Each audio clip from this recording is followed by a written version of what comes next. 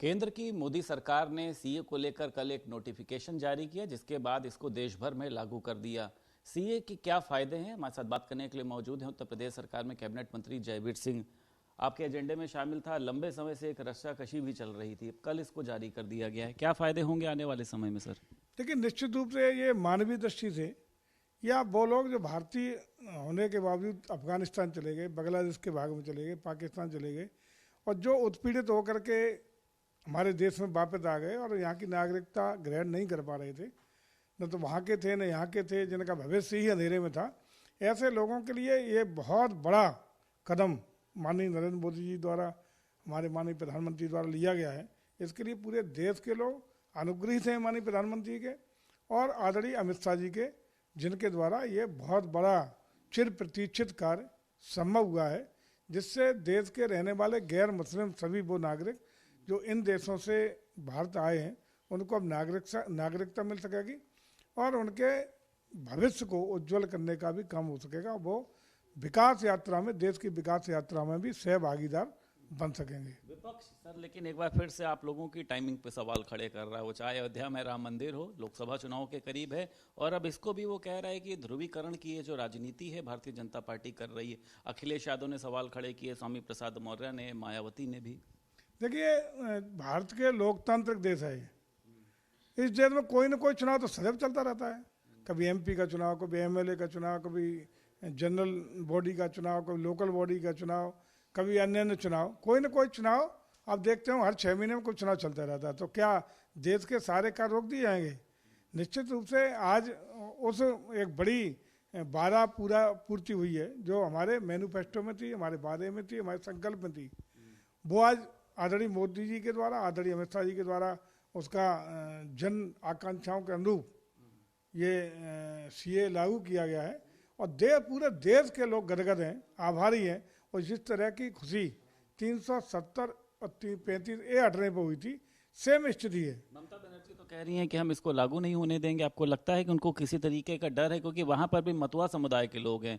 वो बताया जा रहा है कि भारतीय जनता पार्टी ने उनको साधने की भी कोशिश करी है। 5 लोकसभा और 10 से ज्यादा विधानसभा सीटों पर उनका असर है। तो मतुआ समाज के हजारों की तादाद में लोग वहाँ अधर में लटके थे, भविष्य अंधकार में था।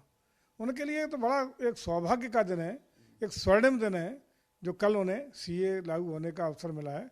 और मैं समझता हूँ वो सारे लोग जो इस प्रतीक्षा में थे कि कब सीए लागू होगा, वो लोग इंतजार कर रहे थे। और उनका भविष्य बदलने वाला है, जीवन बदलने वाला है, उनके बच्चों का भविष्य बदलने वाला है।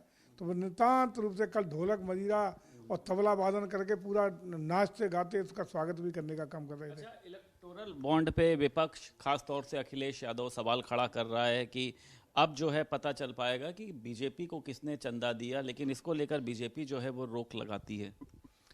मैं समझता हूँ कि ये माननीय न्यायालय का, सर्वोच्च न्यायालय का आदेश है, एसबीआई पालन करेगी। जो भी निर्देश है, न्यायालय स्वतंत्र रूप से अपना काम करता है, संवैधानिक रूप से अधिकार प्राप्त संस्थान है।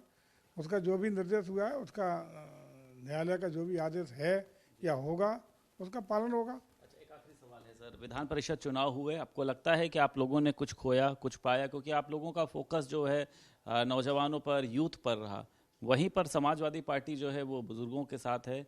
कह रही है कि हमने पीडीए को जो है उसमें भी प्राथमिकता दी है, एक मुस्लिम को उतारा है, 2 अल्पसंख्यकों को। देखिए, पिछली बार जो उन्होंने पीडीए चिल्लाया, पीडीए नकारा, पार्टी टूट गई। उसी डर से, उसी भय से अब क्या पूरा उन्हें अपना रवैया बदलना पड़ा, क्योंकि पार्टी के विघटन का डर था। और मैं समझता हूँ कि इस बार 4 का है नहीं नामांकन कराए, खतरा था उन्हें पार्टी फिर टूटेगी।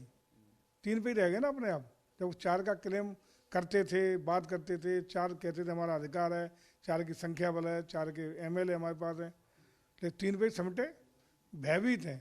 इस समय समाजवादी पार्टी दिग्भ्रमित है, पूरी तरह दिशाहीन है और इस समय ऊल जलूल निर्णय लेने की स्थिति में आ गई है। शिवपाल यादव बदायूं से चुनाव नहीं लड़ेंगे, उनकी सीट को बदला जाएगा?